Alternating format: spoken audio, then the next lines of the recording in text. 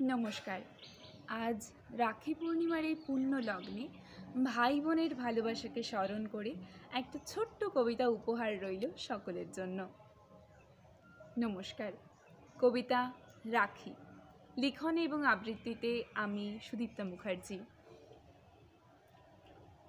রাখি একটা হলুদ সুতোর ডোর, রাখি বড্ড মায়াবী এক ভোর, যে ভোরেতে শুরু থেকেই পড়ে যায় শোরগোল ধুমধুমার।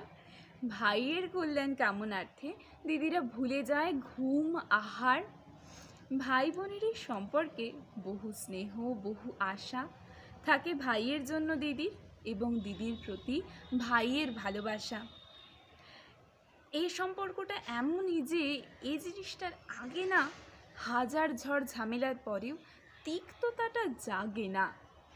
তাই রাখির মতো উৎসব যেন এক একটা সুযোগ, যে দিনগুলোয় আমরা ভুলে যাই সব অভিযোগ অনুযোগ।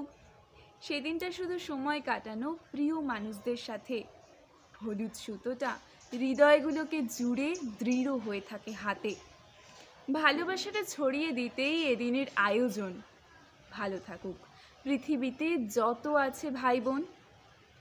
সামান্য হলুদ সুতোটাই এদিন যেন বৈকুণ্ঠের এক পাখি, ভাই বোনকে এক সুতোয় বেঁধে আটকে রাখে রাখি। নমস্কার।